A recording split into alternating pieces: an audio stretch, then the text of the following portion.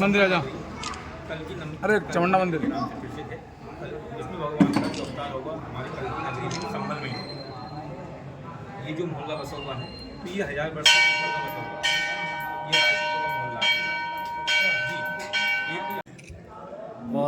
जी UGC regulation act 2026 जो कि असंवैधानिक है, उसे इस देश के सामान्य वर्ग के जो छात्र हैं, जो नागरिक हैं, उन पर थोपा गया है। उसे रोल बैक करवाने के लिए स्वर्ण समाज समन्वय समिति का गठन हुआ है और हम लोगों ने निर्णय किया है कि हम 8 मार्च को दिल्ली में रामलीला मैदान में एक महा आंदोलन करेंगे। अब उस महा आंदोलन को सफल करने के लिए हमें सामान्य वर्ग के नागरिकों की बड़ी संख्या की आवश्यकता है और पश्चिमी उत्तर प्रदेश इस संख्या का बहुत बड़ा स्रोत है और इतिहास गवाह है कि पश्चिमी उत्तर प्रदेश से बड़ी संख्या में सामान्य वर्ग के नागरिकों ने अपनी भूमिका जब भी आवश्यकता पड़ी है दिल्ली में पहुंच कर नहीं पाई। तो पश्चिमी उत्तर प्रदेश है, हरियाणा है, दिल्ली के जो क्षेत्र हैं, उन सभी क्षेत्रों में लगातार हम लोग जिले स्तर पर आमंत्रण यात्रा के माध्यम से लोगों को आमंत्रित कर रहे हैं। साथ ही साथ ज्ञापन देकर हम लोग केंद्र सरकार को हमारी मांगे जो 10 सूत्री वो भेज रहे हैं।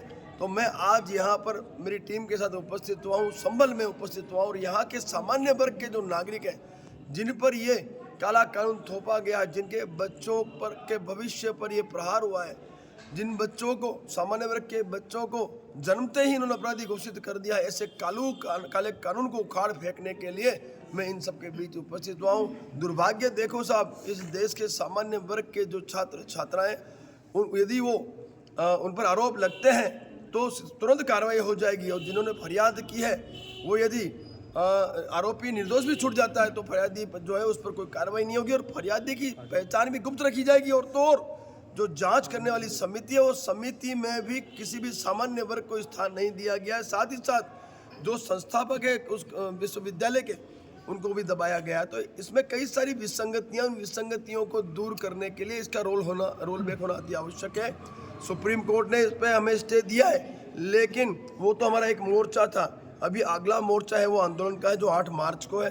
फिर हमारा सांसदों से संपर्क भी जारी है क्योंकि वो भी एक मोर्चा है। राजनीतिक समर्थन भी आवश्यक है। साथ ही साथ प्रिंट मीडिया, डिजिटल मीडिया जो कि इस देश का चौथा स्तंभ है, जिसके माध्यम से युद्ध स्तर पे हम हमारा आमंत्रण और हमारी जो बात है हम सरकार तक भी पहुंचा सकते हैं और देश की जनता तक भी पहुंचा सकते हैं। आपसे मेरा आग्रह है कि आपके मोर्चे पर भी हम लोग खड़े हैं और आपका मोर्चा आपको संभालने की आवश्यकता है।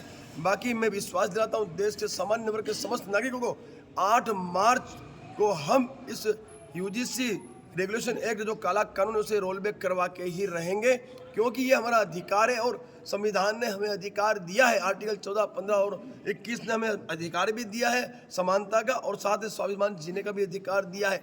तो हम लोग इस यूजीसी काले कानून को रोल बैक करवाने के लिए 8 मार्च को लाखों की संख्या में दिल्ली में उपस्थिति दर्ज कर रहे हैं। लेकिन सरकार तो यूजीसी का कुछ लोग समर्थन भी कर रहे हैं, ओबीसी और एससी समाज के लोग। देखिए साहब, मैं आपको सरकार के द्वारा प्लॉट किए हुए कुछ लोग हैं, कुछ संस्थाएं हैं, कुछ पार्टियां हैं जो इसका समर्थन कर रही है। बाकी साहब आप देखिए 99.99% देश का नागरिक इस यूजीसी के इस कानून के विरोध में खड़ा है, क्योंकि छात्र और छात्राएं जो पढ़ने जाती हैं कॉलेज में, उन पर तो राजनीति नहीं होनी चाहिए। यहाँ मुझे जो विश्वस्त सूत्रों से ज्ञात हुआ है कि भारतीय जनता पार्टी जो केंद्र सरकार है उसने जानबूझ कर SC, ST और OBC के वोटों को साधने के लिए ये बिल हम पर थोपा है। तो मैं उनसे पूछना चाहता हूँ, क्या सामान्य वर्ग आपको वोट नहीं करता?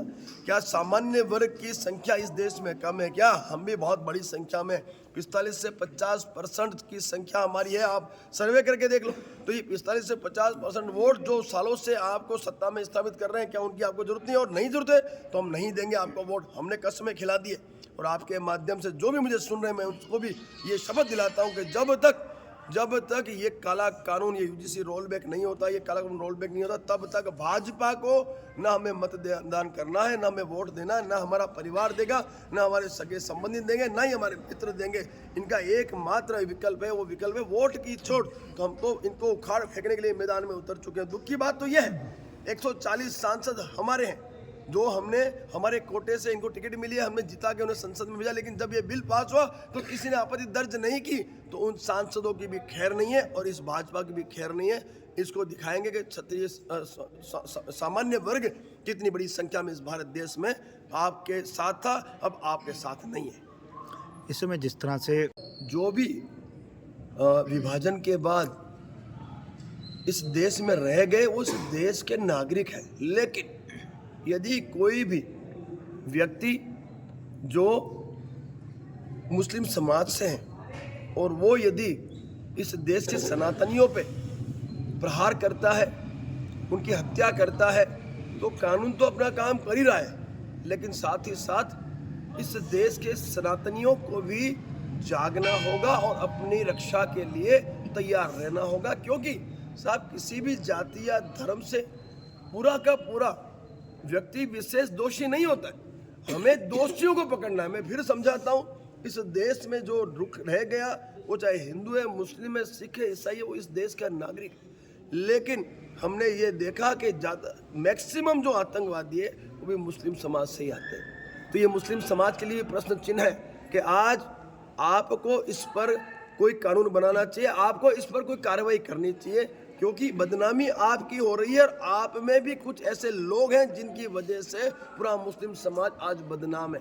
तो मैं तो इतना ही कहूँगा, जो भी इस देश का गद्दार, फिर चाहे वो कोई भी वो गद्दार है, उसको सजा देने का अधिकार हम सनातनियों को है। मैं कह रहा हूँ फिल्म जो बन रही है, यदि सच्चाई फिल्म के माध्यम से यदि सनातनियों तक पहुँचे, देश के नागरिकों तक पहुँचे, तो उसमें कोई आपत्ति नहीं है। सच्चाई होनी चाहिए, फिल्में बने, फिल्में आपकी बनाओ, लेकिन वो सच्चाई होनी चाहिए। महापुरुषों पे फिल्म बनती है, देवी देवताओं पे फिल्म बनती है, तो वो एक सच्चाई पे होनी चाहिए। हमारे धार्मिक ग्रंथों में फिल्म बनती है तो आप उसको सच्चाई के आधार पे बनाओ, लेकिन आप उसमें मिर्च मसाला डालोगे, आप मनोरंजन डालोगे, तो वो हम कतई बर्दाश्त नहीं करेंगे, क्योंकि हम हमारे सनातन धर्म पर इस तरह का कोई भी वक्तव्य बर्दाश्त नहीं कर सकते। तो मैं आपसे फिर कहना चाहता हूँ कि भाई संभल में जो ये जो घटनाक्रम होते हैं, उन घटनाक्रम को रोकना अति आवश्यक है। और मैं यहाँ के जितने भी सनातनी हैं उनसे कहना चाहता हूँ, आपको किसी के बाप से डरने की आवश्यकता नहीं है।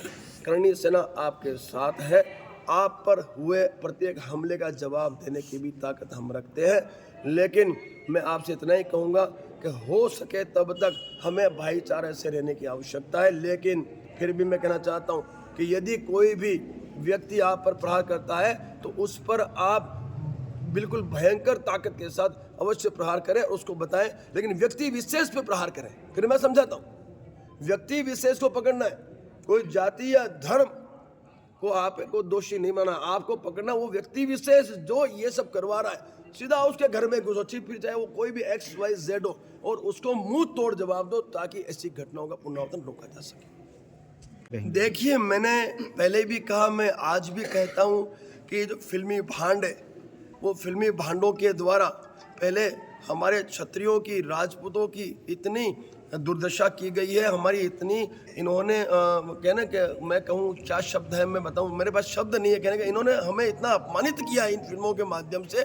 और अब इन लोगों ने ब्राह्मणों को लेकर भी अपमानित शीर्षक रखना शुरू किया, फिल्में बनाना शुरू किया। अभी बिल्कुल अभी एक ऐसी फिल्म आई है जो यादवों को लेकर टारगेट की गई है। तो लगातार सनातनियों पे ये लोग फिल्म बना रहे हैं। मैं इनसे पूछता हूँ कि आप सनातनियों के अलावा किसी और धर्म पर फिल्म क्यों नहीं बनाते? बना के तो देखो, उनके जो उनके देवी देवता हैं, उनके जो भगवान हैं, या उनके जो उनकी जो ये जो ग्रंथ हैं, जो ग्रंथ हैं, उन पर फिल्म बना के देखो ना। उन पर फिल्म नहीं बनाते क्योंकि इन्हें पता है कि इनकी ऐसी की तैसी हो जाएगी। लेकिन मैं विश्वास दिलाता हूँ अब इस तरह की फिल्में नहीं बनने दी जाएंगी, क्योंकि जो निर्माता निर्देशक है उसको घर में घुसकर अब करणी सेना कुटाई करेगी साहब। अब एकमात्र विकल्प है हमारे पास। मैं करणी सैनिकों को आदेश देता हूँ आपके माध्यम से कि जो भी ऐसे फिल्मी भांड है जो इस तरह की देवी देवताओं पे फिल्मों का निर्माण करते हैं, क्योंकि निर्माण करते हैं तो निर्माण होता है। इन निर्माता निर्देशकों के घर में घुसकर इनकी कुटाई करने का समय आ चुका है, क्योंकि बिना डर के प्रीत नहीं होती। संविधान से इनको डर लगता नहीं है, क्योंकि इन्होंने देखा विचारों की अभिव्यक्ति की आज़ादी के नाम पर ये कुछ भी फिल्मों के माध्यम से हमारे युवाओं को परोसते हैं, और युवा जो देखता है वो सीखता है। इस देश का युवा हम बिल्कुल किसी भी कीमत में ऐसी फिल्मों के माध्यम से हम उनका मार्ग जो है उनका हम मार्ग डाइवर्ट नहीं होने देना चाहते। तो इस मैं आपको विश्वास दिलाता हूं कि बहुत जल्द फिल्म इंडस्ट्री जो है मुंबई, वहाँ पर इन निर्माता निर्देशकों पर भी बिल्कुल ताकत के साथ आक्रमण किया जाएगा, और भविष्य में ऐसी फिल्में ना बने उसके लिए हमारे पास और कोई विकल्प नहीं, एकमात्र विकल्प है कि इनकी कुटाई हो, कुटाई और सिर्फ कुटाई।